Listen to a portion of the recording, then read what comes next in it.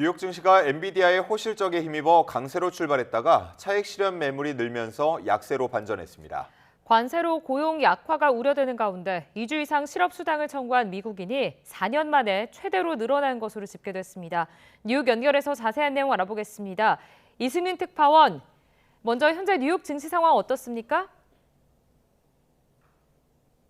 네, 우량주 중심의 다우존스 지수는 소폭 하락했습니다. 대형주 중심의 S&P 500 지수는 1% 정도 떨어졌습니다. 기술주 중심의 나스닥 지수는 1% 이상 급락세를 보이고 있습니다. 앞서 뉴욕 증시의 3대 지수는 엔비디아의 사상 최대 수준의 실적 발표에 힘입어 상승 출발했습니다. 전날 장 마감 이후 엔비디아가 내놓은 회계연도 3분기 실적이 시장 예상치를 훌쩍 웃돌면서 인공지능 AI 종목에 훈풍이 불었습니다. 하지만 그건 오전까지의 얘기입니다.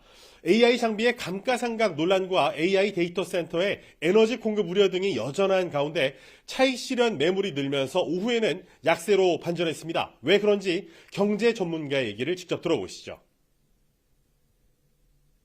To believe a lot of people are choosing the risk off option, and we're seeing the VIX now back up well over 20 as well. Again, another indication that people are getting nervous about where this market is headed in the future. 트럼프 대통령의 관세 정책이 물가 인상은 물론이고 고용에도 악영향을 미치고 있는 조짐도 나타났다고요? 네, 그렇습니다. 미국에서 2주 이상 일자리를 찾지 못한 실업수당 청구자가 팬데믹 이후 4년 만에 최대 수준으로 늘어났습니다. 미국 노동부는 2주 이상 실업수당을 신청한 계속 실업수당 청구 건수가 11월 2일에서 8일 주간 197만 4천 건으로 한 주 전보다 2만 8천 명 증가했다고 밝혔습니다.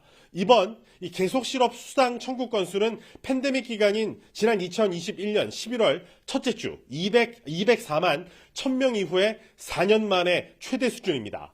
계속 실업 수당 청구의 증가는 실업 이후 새로운 일자리를 바로 찾지 못하는 미국인들이 늘었음을 의미하고 있습니다. 최근 샌프란시스코 연방준비은행 연구에서는 지난 150년 동안 미국 관세를 조사한 결과 실업률 상승으로 이어졌다는 결과가 도출되기도 했습니다. 전방위적인 관세 인상은 총 수요를 감소시켜서 실업률을 증가시키고 이는 역으로 물가 인하의 압력으로 작용했다는 분석인데요. 실제로 관세율이 4%포인트 오르면 실업률은 1%포인트 증가한 것으로 조사됐습니다.